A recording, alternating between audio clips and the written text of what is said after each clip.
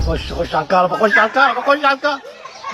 بقول لك ايه، على طول الكلب مات في لحظة. बहुत सारे जानवर ऐसे होते हैं जिन्हें इलेक्ट्रिक शॉक लगने से उनके साथ हादसा हो जाता है और इन्हीं में से कुछ ऐसे खुरापाती एनिमल्स भी होते हैं जो कि इलेक्ट्रिक पोल के ऊपर चढ़कर मस्ती कर रहे होते हैं। और फिर ऐसे एनिमल्स के साथ इसके बाद क्या होता है वो आपको जरूर देखना चाहिए। तो चलिए स्टार्ट करते हैं हम अपनी आज की इस वीडियो को।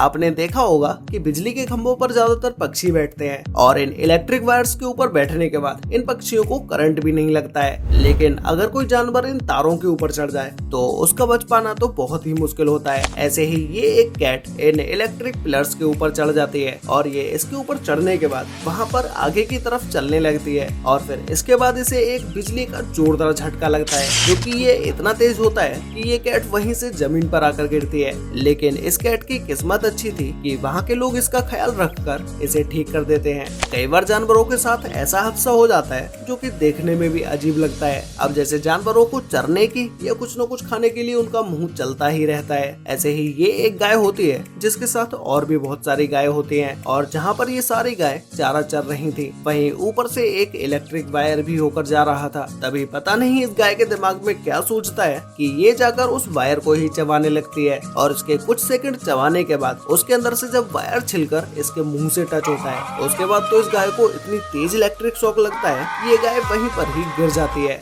जिसके कुछ मिनट्स तक तो इसे पता भी नहीं होता है कि इसके साथ हुआ क्या।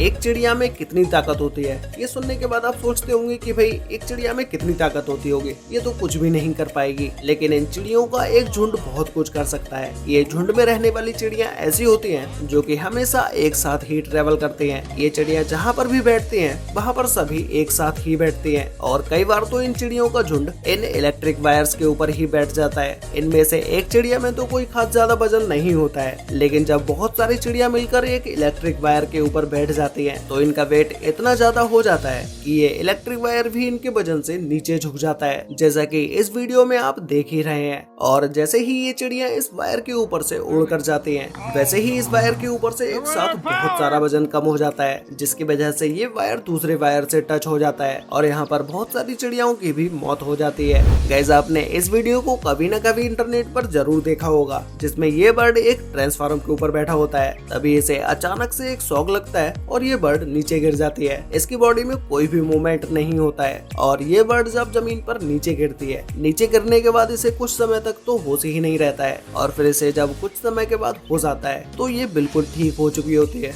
और ये फिर से उड़कर वहाँ से चली जाती है। गाइस, क्या आपने कभी सुना है कि कोई हिरन भी किसी पिलर के ऊपर चढ़ सकता है? और अगर वो नहीं चढ़ सकता है तो फिर ये हिरन इस इलेक्ट्रिक वायर के ऊपर कहाँ से आया? अब आप लोग सोच रहे होंगे कि शायद इसे किसी ने यहाँ लटकाया होगा, लेकिन एक्चुअल में इसका रीजन कुछ और ही है। एक ईगल इतना ताकतवर होता है कि वो बड़ी से बड़ी बकरी को भी अपने पंजों में दबाकर उड़ा कर ले जा सकता है और पहाड़ी क्षेत्रों में रहने वाले ईगल्स यही करते हैं। वो ज्यादातर जानवरों को अपने पंजों में दबाकर हवा में उड़ा कर ले जाते हैं और उन्हें आसमान की ऊंचाइयों में ले जाने के बाद वहाँ से छोड़ देते हैं, जिसके बाद जब ये जानवर जमीन पर गिरता है तब तक इसकी मौत हो चुकी होती है। तो ऐसे ही किसी ईगल ने इस हिरन को आसमान से फेंका होगा और वो इस इलेक्ट्रिक वायर में जाके अटक गया होगा। इलेक्ट्रिक ईल एक ऐसा जलीय जीव है जिसे अगर आप छूते हैं तो उसको छूते ही आपको 800 वोल्ट का झटका लगेगा। ये शॉक इतना तेज होता है कि आप 800 वोल्ट का झटका खाने के बाद आप बेहोश भी हो सकते हैं। ऐसे ही ये एक इलेक्ट्रिक ईल रास्ते में पड़ी होती है जिसे सूंघता हुआ